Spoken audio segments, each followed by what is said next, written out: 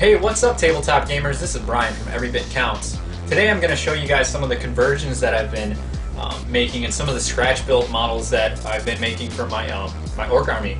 It's all winter themed, so I'm trying to make some cool looking models to use as like battle wagons and proxies and other things that I'm going to use on the tabletop for 6th edition. Also, I want to show you guys some of the tools that I use when I do convert these miniatures and make scratch build models. So let's just jump right in.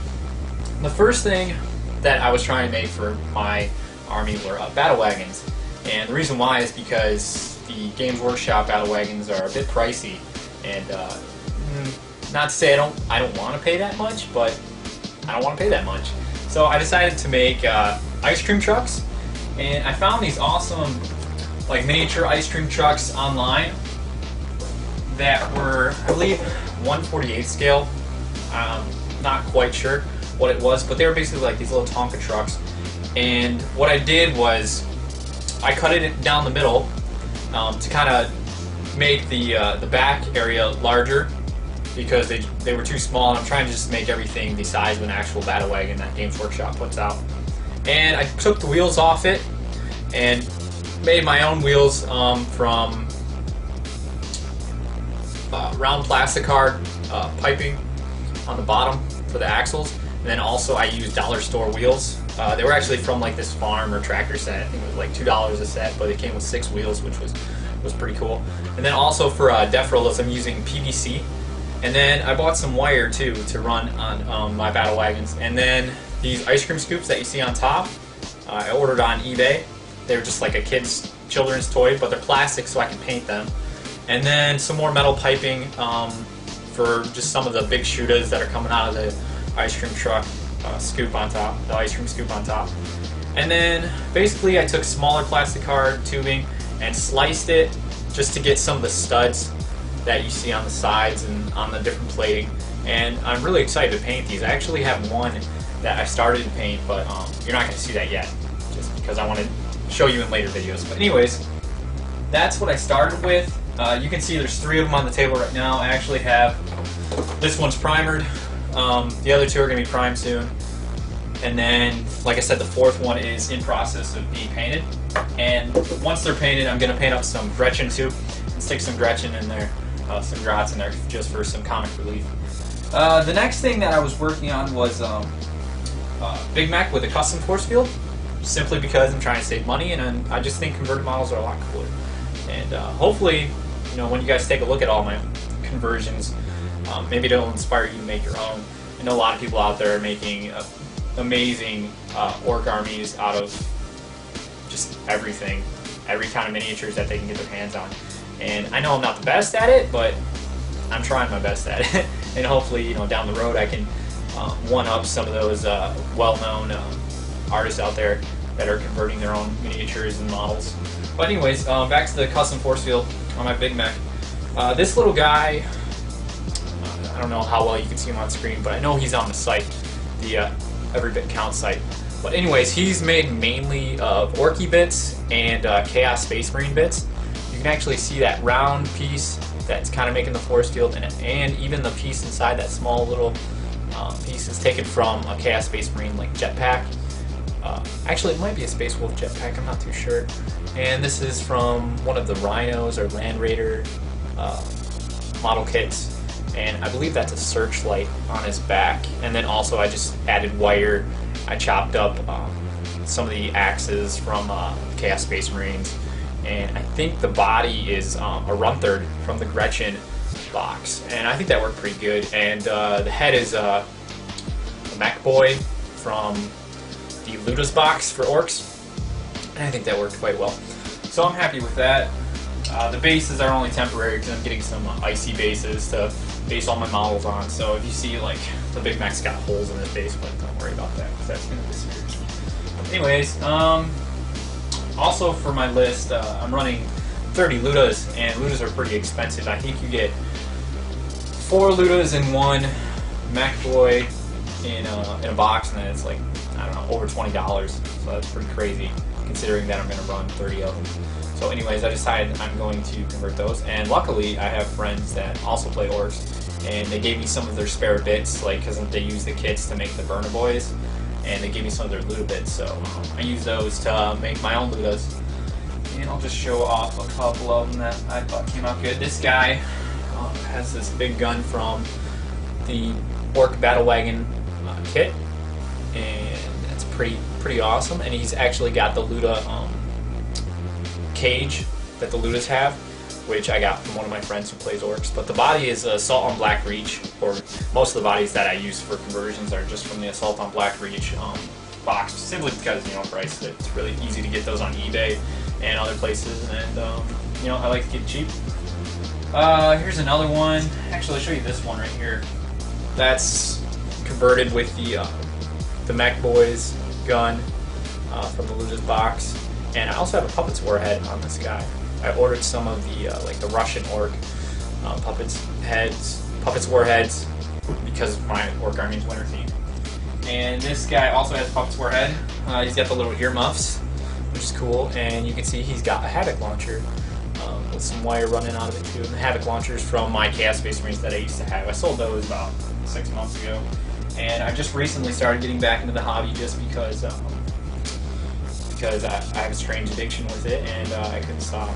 And now that 5th edition's over, I figured it was a good time to pick it back up with 6th edition and start up Orcs, simply because Orcs are cool and converting is fun. Alright, well, I'm not going to show many more of my conversions in this video.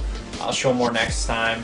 I have a Gauze proxy, which you can see sitting here, that I might actually use for War Boss, simply because I'm not sure if Gauze goes the way to go in 6th edition, just because the price cost, and I don't know, War Bosses are way cheaper and have almost the same stats when you upgrade them with the Mega Armor and all that stuff. So I'll show him next time, and also I'm working on converting some of the Assault on Black Reach Dev Kappas, and I'm actually going to use those as snowmobiles for now bikers. So those should be really cool. I have one that's almost all the way built, but I'm not going to show them this video just simply because, you know, I give you guys the full view of it when it's actually finished. Alright, well, tool-wise, what I use the most is plastic card. You can get this in different widths, and they usually come on a sheet like 8.5 by 11 size. They come in gray. Sometimes some of them are actually textured. I don't really use the textured ones just because I'd rather just texture it my own way.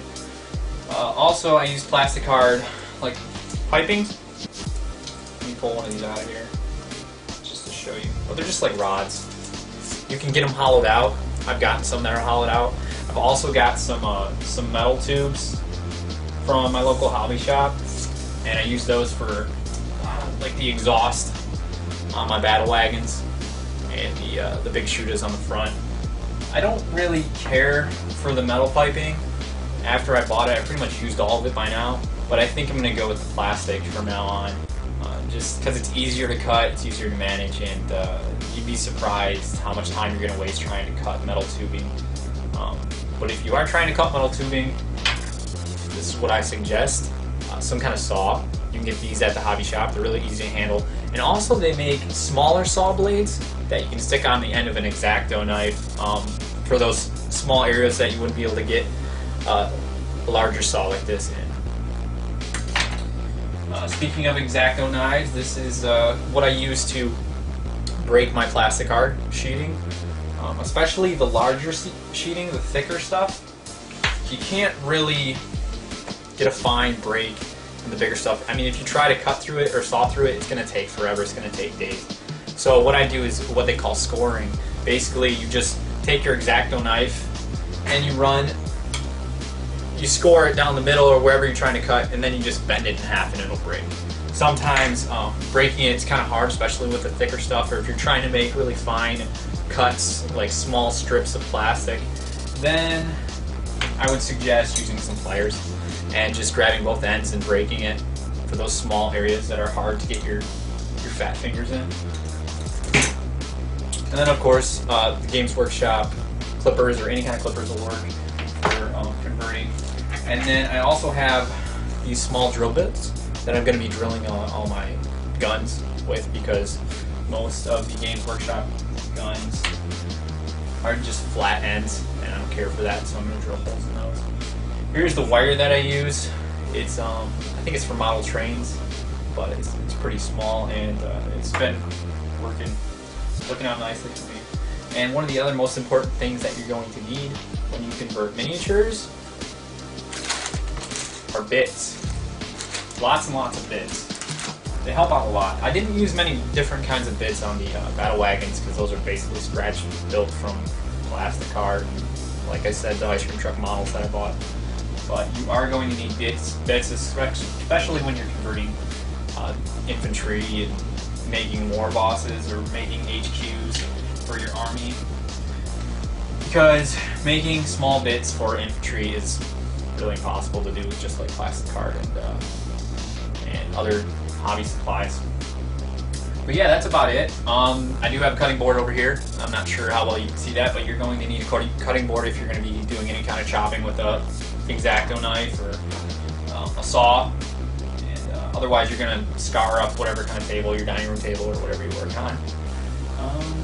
That's about it. When it comes to converting what I use for tools, I do want to expand my stock when it comes to what kind of plastic card I have and stuff. It's not too expensive, but when you start buying every different size plastic card and tubing and saws and vices and all the different tools that they do make for hobbies, you're going to be spending a pretty penny. So I try to just buy what I need and try to get away with using bare minimum size-wise. But it's done me justice so far with what I bought. But yeah, that's about it for this video. If you have any questions about my converting, and if you'd like to commission me to convert some models for you, I'm more than willing. You can visit everybitcountz.tumblr.com, or you can email us at everybitcountz, counts with a Z by the way, at gmail.com, and let me know if you want anything done. Also, if you visit the site, you'll see the conversions that I do have posted. Hopefully you will see the snowmobile soon, and I'll show you more in the next video. Alright, later guys.